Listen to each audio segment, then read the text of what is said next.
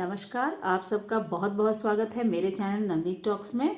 बच्चों, आज हम कक्षा 8वीं की हिंदी की पूरक पाठ्य पुस्तक जिसका नाम है भारत की खोज, और इस पुस्तक को लिखा है पंडित जवाहरलाल नेहरू जी ने। तो इस पुस्तक का आज हम 6वां पाठ पढ़ने जा रहे हैं जिसका शीर्षक है अंतिम दौर एक। इस पाठ में भी बहुत सारे छोटे छोटे शीर्षक दिए गए हैं जिनको मैंने अलग अलग भागों में बांट दिया है। आज हम इस पाठ का दूसरा भाग पढ़ेंगे और इसका शीर्षक है भारत में ब्रिटिश शासन के अंतर्विरोध, राजा राम मोहन रॉय, बंगाल में अंग्रेजी शिक्षा और समाचार पत्र। तो इस शीर्षक के अंतर्गत हम 3 बातें आज देखने जा रहे हैं। तो आइए शुरू करते हैं आज का ये वीडियो। तो आइए सबसे पहले हम इसके शीर्षक के बारे में देख लेते हैं। भारत में ब्रिटिश शासन के अंतर्विरोध। अंतर्विरोध का मतलब है कि भारत में ही ब्रिटिश शासन के खिलाफ बहुत सारे विरोधी तत्व सामने आ रहे थे। लोगों का विरोध सामने आ रहा था। लोग ब्रिटिश शासन से छुटकारा पाना चाहते थे। तो ये सारे जो अंतर्विरोध थे ये हम देखेंगे। राजा राम मोहन रॉय के बारे में हम पढ़ेंगे और बंगाल में अंग्रेजी शिक्षा, हमारा बंगाल का जो क्षेत्र था वहां पर अंग्रेजी शिक्षा की क्या स्थिति थी और समाचार पत्र का क्या महत्व था, किस तरह से समाचार पत्र की शुरुआत हुई, इस बारे में हम इन बिंदुओं के अंतर्गत देखेंगे। तो आइए शुरू करते हैं। भारत में पाश्चात्य संस्कृति और शिक्षा का प्रसार। अब धीरे धीरे भारत में पाश्चात्य संस्कृति का मतलब है विदेशी संस्कृति। अब भारत में धीरे धीरे पाश्चात्य संस्कृति बढ़ती जा रही थी और शिक्षा का भी प्रचार प्रसार हो रहा था। ये पाश्चात्य संस्कृति और शिक्षा का प्रसार किसके द्वारा किया जा रहा था और क्यों किया जा रहा था, ये सारी चीजें आज हम इन बिंदुओं के अंतर्गत देखेंगे। तो आइए देखते हैं पाश्चात्य संस्कृति और शिक्षा का प्रसार जो है वो कौन कर रहा था। अंग्रेजों द्वारा हो रहा था ये प्रचार और प्रसार शिक्षाविद द्वारा। शिक्षाविद मतलब जो शिक्षा के विद्वान थे, अपने अपने विषयों में जो पूरी तरह से विद्वान थे, उनके द्वारा भी शिक्षा का प्रचार प्रसार भारत में किया जा रहा था। प्राच्य विद्या विशारदों द्वारा। विशारद का मतलब होता है एक्सपर्ट। किसी भी क्षेत्र में, किसी भी ज्ञान में जो एक्सपर्ट होते हैं उन्हें हिंदी में विशारद कहा जाता है। प्राच्य विद्या का मतलब है प्राचीन विद्या। प्राचीन विद्या कहाँ की प्राचीन विद्या? अलग अलग देशों के इतिहास के बारे में जो लोग खोज करते हैं उन्हें हम प्राच्य विद्या विशारद कहते हैं। तो ऐसे ऐसे जो लोग थे वो भी हमारे देश में अपनी शिक्षा का, अपने संस्कृति का प्रचार प्रसार कर रहे थे पत्रकारों के द्वारा। अब यहाँ पर जो पत्रकार थे वो भी हमारे देश में पाश्चात्य संस्कृति और शिक्षा का प्रचार कर रहे थे। अपने समाचार पत्रों के माध्यम से, पत्रिकाओं के माध्यम से, अपने लेखन के माध्यम से ये इनका प्रचार प्रसार कर रहे थे। मिशनरी वो होते हैं जो कि किसी एक धर्म के होते हैं और अपने धर्म में जो अच्छी बातें होती हैं उनका प्रचार प्रसार वो दूसरे देशों में, दूसरे जगहों में जाकर के करते हैं। तो इस तरह से मिशनरी जो थे वो भी हमारे देश में आकर इस तरह की शिक्षा का प्रचार प्रसार कर रहे थे। आगे का बिंदु है अंग्रेजों द्वारा शिक्षा का प्रसार मजबूरी में। तो यहाँ पर अंग्रेजों के द्वारा जो शिक्षा का प्रचार और प्रसार किया जा रहा था वो मजबूरी में किया जा रहा था। लेकिन यहाँ पर किन किन चीज़ों का प्रचार किया जा रहा था, किन किन चीज़ों का फैलाव किया जा रहा था, आइए हम इसके बारे में देख लेते हैं। अंग्रेजी साहित्य और राजनीतिक परंपरा। यहाँ पर जो अंग्रेजी साहित्य था, जो इंग्लिश लिटरेचर था, जिसमें कि अलग अलग तरह के लेखक और कवियों की रचनाएं थी, नाटककारों द्वारा लिखे गए नाटक थे, तो इस तरह की चीज़ों का प्रचार हो रहा था। राजनीतिक परंपरा, इंग्लैंड में जिस तरह की राजनीतिक व्यवस्था थी उसका भी यहाँ पर प्रचार किया जा रहा था। शिक्षा के प्रति उत्साही भारतीयों को इकट्ठा किया गया। यहाँ पर भारत में भी ऐसे बहुत सारे लोग थे जो कि अंग्रेजों की शिक्षा, उनकी बुद्धिमत्ता को देख करके बहुत प्रभावित थे। और जब ये शिक्षा का भी प्रचार प्रसार यहाँ होने लगा तो वो बहुत ज़्यादा उत्साहित हो गए और वो इकट्ठा होकर के इस तरह के कार्य के लिए सामने आ गए। शिक्षा के प्रचार का श्रेय योग्य और उत्साही अंग्रेजों को जाता है। भारत में जो शिक्षा का प्रचार हो रहा था इसका पूरा क्रेडिट, इसका पूरा श्रेय जो है उन अंग्रेजों को जाता है जो बहुत ही योग्य थे और पूरे उत्साह के साथ ये कार्य करने में लगे हुए थे।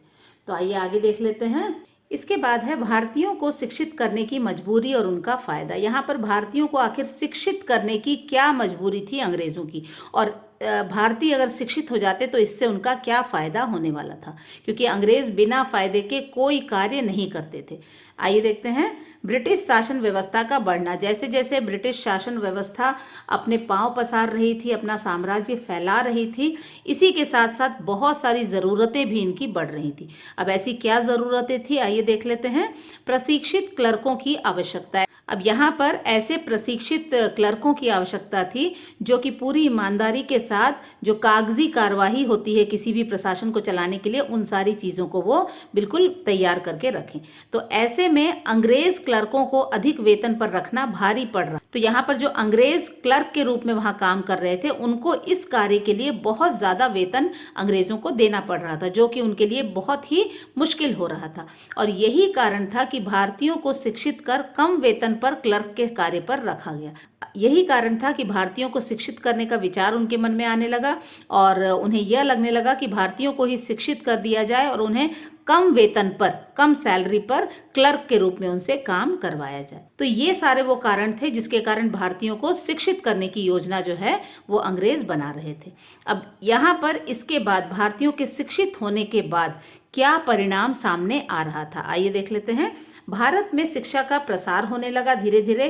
ब्रिटिश जो सरकार थी उसने जो सोचा था वो मूर्त रूप से वो करने भी लगी और भारत में शिक्षा का प्रचार प्रसार शुरू हो गया। समाज में शिक्षित वर्ग का उदय और नई चेतना जागृत हुई। लेकिन यहाँ पर भारत में जैसे ही शिक्षित वर्ग का उदय हुआ, जैसे ही ज़्यादा से ज़्यादा लोग शिक्षित होने लगे, उनकी चेतना भी जाग गई। चेतना मतलब उनकी बुद्धि भी काम करने लगी, उनकी बुद्धि भी जागृत हो गई। गुलाम जीवन से छुटकारा पाने का एहसास। अब उनके मन में एक चीज़ ये भी आने लगी कि अब हम भी शिक्षित हैं, हम भी अंग्रेज़ों के बराबर हैं, हमारी बुद्धि भी उतनी ही काम कर रही है जितनी कि अंग्रेज़ों की, तो क्यों हम इनके गुलाम बन करके अपना जीवन काटें। हमें अंग्रेज़ों की गुलामी से छुटकारा चाहिए। तो इस तरह के विचार जो हैं शिक्षित होने के बाद भारतीयों में आने लगे। तो आइए आगे देख लेते हैं। इसके बाद है यूरोप के विचारकों से भारत का एक वर्ग प्रभावित नहीं। अब यहाँ पर अंग्रेज़ों का जो विचार था भारतीयों को शिक्षित करने का, यहाँ के नियम कानून इस तरह से बदलने का, इन सारे विचारों से भारत का एक ऐसा वर्ग था, एक ऐसा सेक्शन था जो कि प्रभावित नहीं था। वो अपने आप को इससे अलग रख करके खड़ा हुआ था। तो ये कौन था, आइए देखते हैं। सीमित वर्ग इन बदलावों के विरोध में था। एक बहुत ही सीमित वर्ग मतलब बहुत ही कम लोग, समाज के एक कम लोगों का जो समूह था वो इन बदलावों से, जो भी बदलाव हमारे भारतवर्ष में हो रहे थे, इनके विरोध में वो खड़ा था। वो बिल्कुल नहीं चाहता था कि भारत में इस तरह के बदलाव किए जाएं। अपनी परंपरा और संस्कृति को अंग्रेज़ों की तुलना में बेहतर समझता था और इनके मन में एक विचार था कि हमारी जो भारतीय परंपरा और संस्कृति है वो अंग्रेज़ों की तुलना में कहीं बेहतर है, कहीं अच्छी है। तो इसीलिए हमें इस तरह की कोई भी बदलाव की आवश्यकता नहीं है। पश्चिम द्वारा लाया गया बदलाव भारत के व्यवहारिक पक्ष का था, लेकिन यहाँ पर जो पश्चिम मतलब अंग्रेज़ों के द्वारा जो लाया गया बदलाव था, आंतरिक पक्ष का मतलब है उनके रीति रिवाज, उनकी संस्कृति, इन सारी चीज़ों में अंग्रेज़ों ने कभी भी किसी भी तरह के बदलाव की कोशिश नहीं की। ये सारी चीज़ें जो थी व्यवहारिक पक्ष में थी। व्यवहारिक पक्ष का मतलब है उनके जीवन जीने के ढंग में बदलाव आया, उनके जीवन को और सरल बना दिया गया।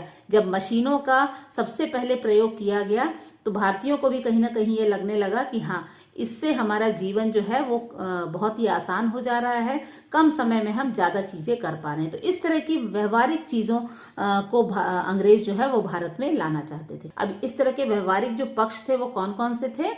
नई तकनीक, नई जो तकनीक थी, टेक्नोलॉजी थी, जो विदेशों में इसका प्रयोग किया जाता था, उस तरह की नई तकनीक जो है वो भारत लाई गई। रेलगाड़ी की शुरुआत की गई। रेलगाड़ी की शुरुआत जो थी एक बहुत ही नई शुरुआत थी भारत में। रेलगाड़ी के आने से एक समय में ही बहुत सारे लोग एक जगह से दूसरी जगह यात्रा करने लगे। छापा खाना मतलब इस तरह के प्रिंटिंग प्रेस बनाए गए जहाँ पर कि पुस्तकों की छपाई, समाचार पत्र, पत्रिकाओं की छपाई जो है आसानी से होने लगी। इस तरह की चीज़ें भारत में पहले कभी भी नहीं थी। और भी बहुत तरह की दूसरी मशीनें भी यहाँ पर लगाई गई जिससे कि लोगों का काम आसान हो गया और कम समय में ज़्यादा से ज़्यादा चीज़ों को बनाया जाने लगा। युद्ध के कारगर तरीके, यहाँ पर युद्ध लड़ने के लिए भी नए नए तरीकों का इस्तेमाल किया जाने लगा। भारतीयों को प्रशिक्षण दिया जाने लगा, नए नए तरह के औजारों को किस तरह से चलाना है, नए नए हथियारों को किस तरह से चलाना है, इन सब के बारे में भारतीयों को जानकारी दी जाने लगी। उम्मीद से ज़्यादा बदलाव देखे जा रहे थे। भारतीयों को इतनी उम्मीद नहीं थी कि भारत में इतने कम समय में इतना सारा बदलाव आ जाएगा, लेकिन अंग्रेज जो है ये सारे बदलाव करना चाहते थे क्योंकि ये उन्हें भी कहीं ना कहीं फायदा पहुंचा रहे थे। लेकिन ये सारे बदलाव भारतीयों के उम्मीद से बहुत ज़्यादा दिख रहे थे। तो आइए आगे देख लेते हैं। इसके बाद है कुछ अन्य नए और व्यापक परिवर्तन। तो यहाँ पर कुछ और भी नए तरह के और व्यापक मतलब बड़े परिवर्तन भारत में देखे जा रहे थे। ये बड़े परिवर्तन क्या थे?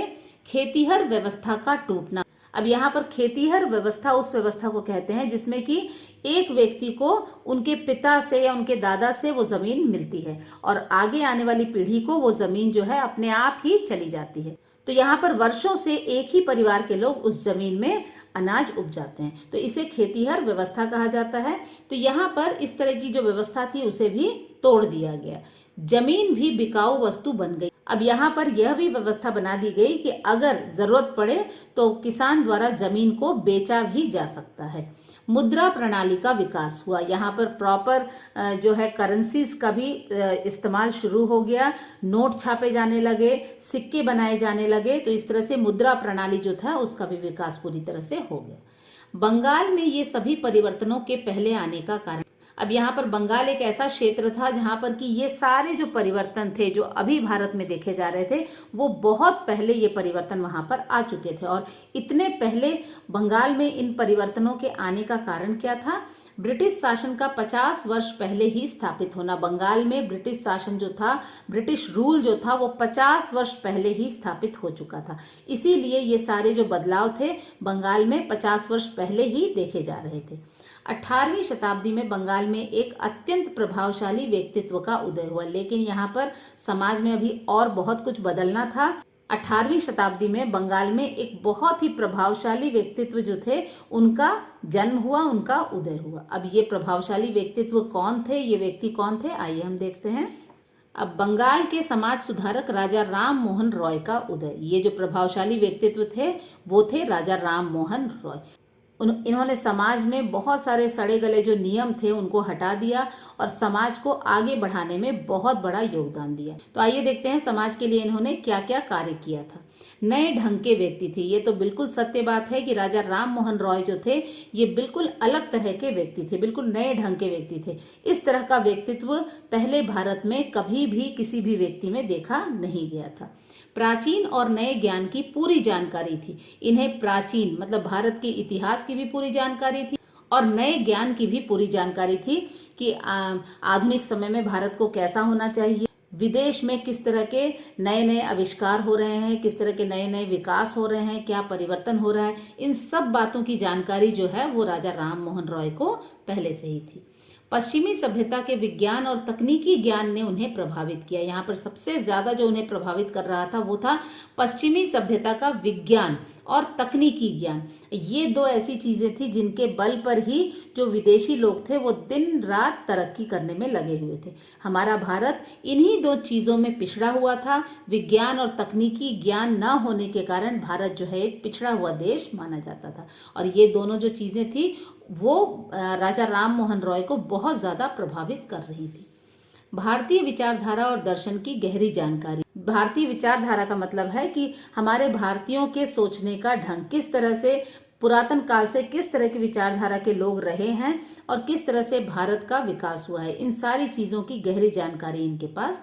अंग्रेजी और पश्चिम के धर्म के स्रोत की खोज। अब यहाँ पर जो राजा राम मोहन रॉय हैं उनके अंदर एक वैज्ञानिक प्रवृत्ति भी देखी जा रही थी। किसी भी चीज की गहराई तक जाने की जो उनकी लालसा थी, उनकी इच्छा जो थी वो आसानी से देखी जा सकती थी। इसी चीज के तहत उन्होंने अंग्रेजी और पश्चिम के धर्म के स्रोत की खोज की। स्रोत का मतलब है सोर्स। अंग्रेजी और पश्चिम में जो ईसाई धर्म फैला हुआ है आखिर इसका स्रोत क्या है, इससे पहले क्या किसी और धर्म को लोग मानते थे या शुरू से ईसाई धर्म को ही माना जा रहा है, इन सारी चीजों की खोज वो कर रहे थे। इसके साथ ही साथ उन्होंने संस्कृत के स्रोतों की खोज की। यहाँ पर सिर्फ अंग्रेजी और पश्चिम के धर्म के स्रोत ही नहीं बल्कि संस्कृत भाषा के स्रोत की भी खोज वो कर रहे थे। संस्कृत भाषा का उदय कब हुआ, उसका जन्म कब हुआ, इन सारी बातों को वो जानना चाहते थे। अब इस तरह की खोज के लिए उन्हें अलग अलग तरह की भाषाओं का ज्ञान भी होना बहुत आवश्यक था। इसीलिए उन्होंने ग्रीक, लातिनी, इब्रानी जैसी भाषाएं भी सीखी थी। तो आप देख सकते हैं कि कितने तरह की भाषाएं उन्हें आती थी। ग्रीक जो है वो ग्रीस में बोली जाने वाली भाषा है, लातिनी जो है वो रोम में बोले जाने वाली भाषा है, और इब्रानी जो है वो इजराइल में बोले जाने वाली भाषा है। इस तरह की भाषाएं भी उन्होंने सीखी ताकि इस तरह की खोज जो है वो बहुत ही गहराई से और अच्छे तरह से कर सके। संस्कृत, फारसी और अरबी के विद्वान, यहाँ पर इन भाषाओं के ही नहीं बल्कि वो संस्कृत, फारसी और अरबी के भी विद्वान थे। इन भाषाओं का भी उन्हें पूरा पूरा ज्ञान था। हिंदू मुस्लिम संस्कृति से संबंध था। इनका संबंध सिर्फ ब्राह्मण परिवार से ही नहीं, यहाँ पर मैं एक बात आपको बताना चाहूँगी कि राजा राम मोहन रॉय जो हैं उनका जन्म बंगाल के एक ब्राह्मण परिवार में हुआ था। जन्म से वो एक ब्राह्मण थे। इनका जो झुकाव था वो हिंदू मुस्लिम संस्कृति की तरफ भी बहुत ज़्यादा था। अपने प्राचीन साहित्य की तरफ भी इनका झुकाव था। इसके साथ ही वो अपने भारतवर्ष का जो प्राचीन साहित्य था, जो पुराना हमारा लिटरेचर था, उस वक्त के कवि, लेखक, उनके द्वारा लिखी गई रचनाएं, कहानियाँ, नाटक, इन सारी चीज़ों को भी वो बहुत ही तन्मयता के साथ, बहुत ही ध्यान से वो पढ़ते थे और इन सबको पढ़ने में उनकी बहुत ज़्यादा रुचि थी। तो आप देख सकते हैं कि राजा राम मोहन रॉय जो है उन्हें किस तरह से एक प्रभावशाली व्यक्तित्व का स्वामी माना जाता था। तो आइए इनके बारे में हम कुछ और जानकारी ले लेते हैं। इसके बाद है राजा राम मोहन रॉय की विद्वता के अन्य पक्ष। तो यहाँ पर जो राजा राम मोहन रॉय थे वो बहुत ही विद्वान व्यक्ति थे। तो इनके बारे में कुछ और चीज़ें हम यहाँ पढ़ लेते हैं। धर्म के तुलनात्मक अध्ययन का प्रारंभ इन्होंने ही किया था। यहाँ पर किसी भी दो धर्मों के बीच में तुलना करना कि किस धर्म में क्या क्या बातें लिखी गई हैं, कौन कौन सी चीज़ें नहीं हैं, या दोनों धर्म में कौन सी बातें समान हैं, इन सारी चीज़ों की तुलना या उसका अध्ययन करना इन्होंने ही सबसे पहले आरंभ किया था। शिक्षा को आधुनिक ढांचे में ढालना चाहते थे। हमारे देश में जो पुराने तरीके से बच्चों को शिक्षा दी जाती थी उसको हटा करके विदेशों में जिस तरह से विज्ञान और तकनीकी का ज्ञान दिया जाता था बच्चों को, उस तरह की आधुनिक शिक्षा वो भारत में लाना चाहते थे। भारतीयों को पुरानी पंडिताऊ शिक्षा पद्धति से निकालना चाहते थे। तो यहाँ पर पंडितों द्वारा जो शिक्षा पद्धति की शुरुआत की गई थी, इस चीज़ को वो हटाना चाहते थे और जो विदेशों की जो आधुनिक शिक्षा पद्धति है उसे वो हमारे देश में लाना चाहते थे। और इसी चीज़ को भारत में लाने के लिए उन्होंने बहुत सारे कदम उठाए, बहुत महत्वपूर्ण उन्होंने कदम उठाए। उनमें एक कदम ये था, गवर्नर जनरल को उपयोगी व आधुनिक शिक्षा के आरंभ पर जोर देते हुए पत्र लिखना। उन्होंने यहाँ जो ब्रिटिश शासन के गवर्नर जनरल थे उनको उन्होंने एक पत्र लिख करके कहा, ऐसी शिक्षा जिसका लोग उपयोग कर सकें, और आधुनिक शिक्षा के आरंभ पर जोर दिया। इस तरह की आधुनिक शिक्षा की शुरुआत हमारे देश में भी करनी चाहिए, और ये कहते हुए उन्होंने उन्हें पत्र भी लिखा था। अब किस तरह की शिक्षा वो चाहते थे हमारे भारत में? गणित की शिक्षा चाहते थे। बच्चों को गणित का पूरा पूरा ज्ञान होना चाहिए, ये चाहते थे। भौतिक विज्ञान, मतलब कि इंग्लिश में इसे फिजिक्स कहा जाता है, फिजिक्स की शिक्षा या भौतिक विज्ञान की बच्चों को समझ होनी चाहिए। रसायन शास्त्र, अंग्रेजी में इसे केमिस्ट्री कहा जाता है, तो वो चाहते थे रसायन शास्त्र के बारे में भी हमारे जो बच्चे हैं वो पूरी तरह से जाने। जीव विज्ञान, बायोलॉजी के बारे में भी वो बच्चों को शिक्षित करना चाहते थे। इसके अलावा और बहुत सारी उपयोगी विज्ञान की जो शिक्षा थी वो भी हमारे देश में बच्चों को पता होनी चाहिए, तभी हमारा देश आधुनिकता की ओर आगे बढ़ सकता है। ये चीज़ वो अच्छे से जानते थे। तो इस तरह से ये जो अलग अलग तरह का विज्ञान था, इसकी शिक्षा वो भारत में लाना चाहते थे। विभिन्न विज्ञान से संबंधित विषयों के अध्ययन से भारतीय जनता आधुनिकता के संपर्क में आए।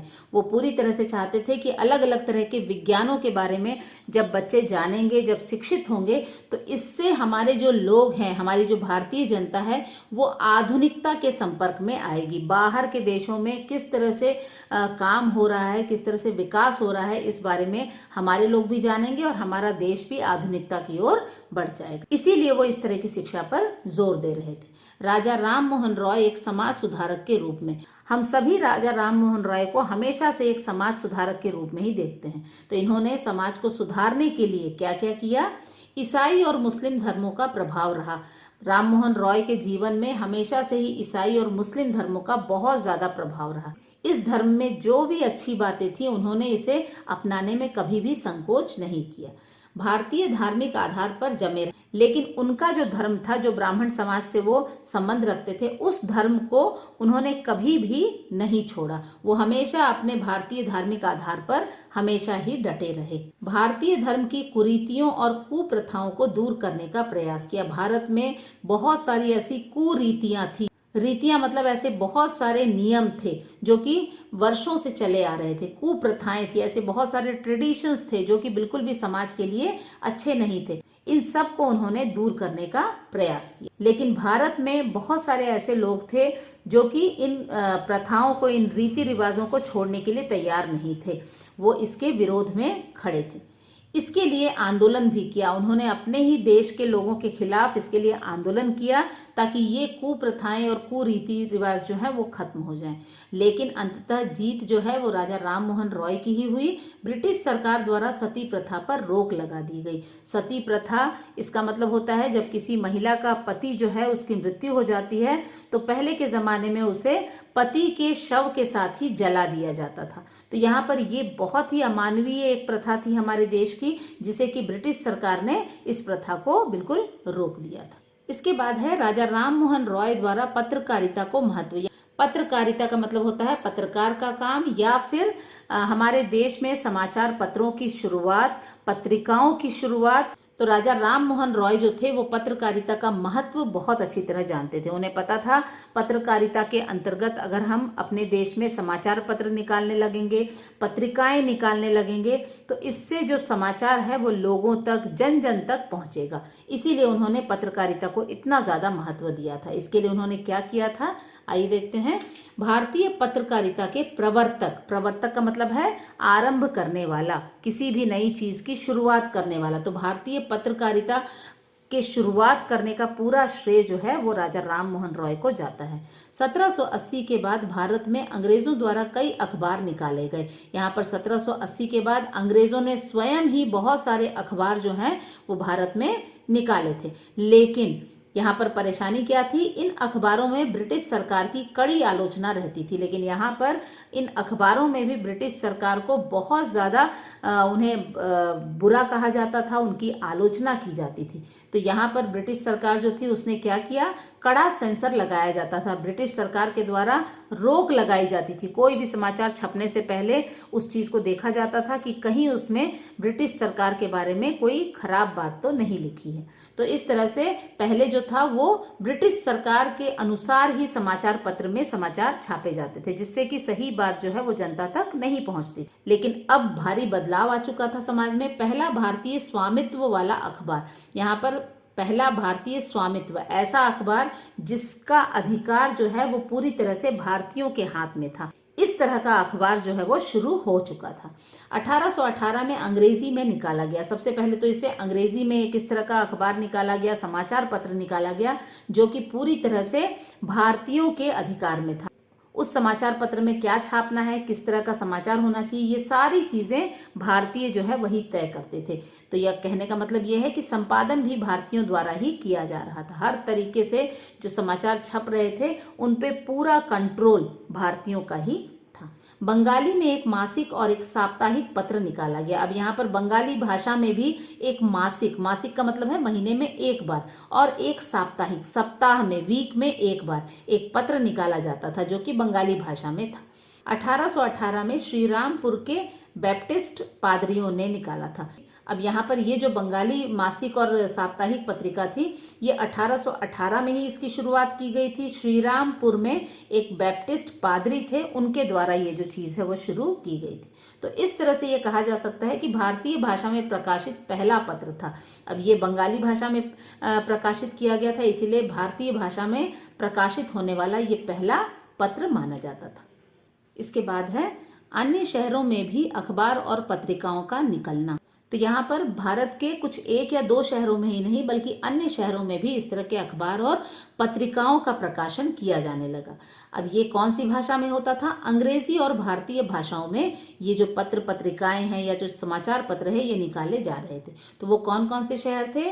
कलकत्ता, मद्रास और बम्बई। कलकत्ता को आज जो है कोलकाता से जाना जाता है, जो है वो चेन्नई है और बम्बई जो है उसे मुंबई कहा जाता है। तो इन तीनों ही शहरों में इस तरह से समाचार पत्र या पत्रिकाएं निकाली जाने लगी। राजा राम मोहन रॉय द्वारा पत्रकारिता को बढ़ावा देने का कारण, यहाँ पर राजा राम मोहन रॉय जो है वो इस तरह के समाचार पत्रों को, पत्रिकाओं को क्यों इतना बढ़ावा दे रहे थे, इसका क्या कारण था? सुधारवादी आंदोलनों में मदद। यहाँ पर जो भी सुधारवादी आंदोलन राजा राम मोहन रॉय के द्वारा या किसी और के द्वारा किए जा रहे थे, सुधारवादी आंदोलन का मतलब है समाज को सुधारने का जो कार्य था।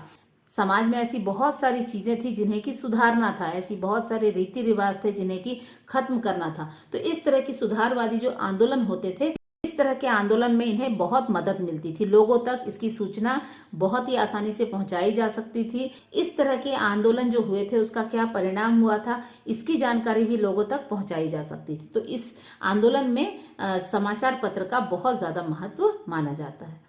भारतीयों के विचारों को जागरूक करने का साधन। यहाँ पर भारतीयों तक कोई भी संदेश अगर पहुंचाया जाए जिससे कि उनके सोए हुए जो विचार हैं वो जाग जाएं, तो इस तरह से उन्हें जागरूक बनाने के लिए भी इन समाचार पत्रों का बहुत ज़्यादा योगदान माना जाता है। इसीलिए पत्रकारिता को वो इतना बढ़ावा दे रहे थे। लोगों तक अपनी बात पहुंचाना आसान।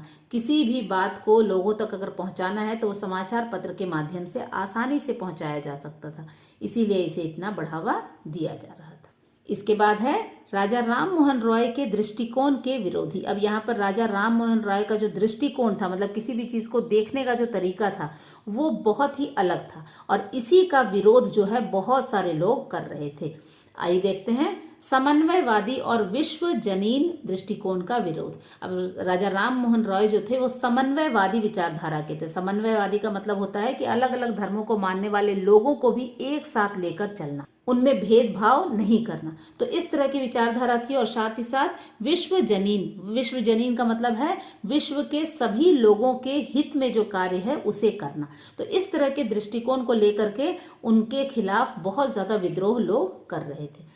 कट्टर वर्ग के लोगों को नापसंद था। जो कट्टर वर्ग के लोग थे, जो अपने पुरानी परंपराओं, अपने ट्रेडिशंस को बिल्कुल भी छोड़ना नहीं चाहते थे, उन लोगों को ये चीज़ें बिल्कुल भी पसंद नहीं आ रही थी। समाज में इतना सारा जो बदलाव हो रहा था वो बिल्कुल इनके विरोध में खड़े थे। राम मोहन रॉय द्वारा किए सुधारों का विरोध। यहाँ पर समाज में बहुत सारे ऐसे सुधार उन्होंने किए थे जिसके विरोध में ये कट्टर वर्ग जो है हमेशा उनके विरोध में खड़े रहते थे। अब वो कौन से सुधार थे? सती प्रथा, विधवा विवाह, बाल विवाह आदि पर रोक उन्होंने लगा दी थी और ये सारी चीजें इनको बिल्कुल पसंद नहीं आ रही थी। राम मोहन के समर्थक और उनकी मृत्यु। अब यहाँ पर राजा राम मोहन रॉय के कार्यों का जिस तरह से विरोध किया जा रहा था, उसी तरह से उनके समर्थक भी थे। उनके अच्छे कार्यों का समर्थन करने के लिए भी लोग खड़े थे। तो वो कौन थे? टैगोर परिवार का पूरा समर्थन। अब यहाँ पर रविंद्रनाथ टैगोर और उनका जो परिवार था वो राजा राम मोहन रॉय के कार्यों का पूरी तरह से समर्थन करते थे, उन्हें पूरी तरह से सपोर्ट करते थे। बंगाल के पुनर्जागरण में साथ दिया। अब बंगाल में भी जो इस तरह की कुरीतियां फैली हुई थी, इस तरह की प्रथाएं फैली हुई थी जिससे समाज अंदर ही अंदर से खोखला हो रहा था, इन सारी चीजों को हटाने में भी, समाज से अलग करने में भी राजा राम मोहन रॉय का साथ पूरी तरह से टैगोर परिवार ने दिया था। राम मोहन रॉय का दिल्ली सम्राट की ओर से इंग्लैंड भ्रमण। अब यहाँ पर दिल्ली सम्राट, उस वक्त दिल्ली के सम्राट अकबर थे और उनकी तरफ से उनका एक संदेश लेकर के दूत बन करके वो इंग्लैंड जो है वो गए थे, वहाँ के राजा से मिलने के लिए गए थे। और ऐसा माना जाता है कि राजा राम मोहन रॉय ऐसे पहले व्यक्ति थे जिन्होंने विदेशी यात्रा की थी। अब यही विदेश में ही, इंग्लैंड में ही 19वीं शताब्दी के आरंभ में ब्रिस्टल में उनकी मृत्यु हो गई थी। ब्रिटेन में ब्रिस्टल नाम का एक शहर था जहां पर कि उनकी मृत्यु 19वीं शताब्दी में हो गई थी। तो इस तरह से राजा राम मोहन रॉय ने समाज को सुधारने के लिए, उसे आधुनिक बनाने के लिए बहुत सारे कार्य किए थे। इनका बहुत बड़ा योगदान है भारतीय समाज पर। तो बच्चों, आशा है आज का जो ये शीर्षक है, भारत में ब्रिटिश शासन के अंतर्विरोध, राजा राम मोहन रॉय, बंगाल में अंग्रेजी शिक्षा और समाचार, ये जो शीर्षक है ये आप लोगों को अच्छी तरह से समझ में आया होगा। इसी तरह से इस पाठ के अन्य शीर्षकों को भी हम जरूर देखेंगे। तब तक के लिए अपना ध्यान रखें। धन्यवाद।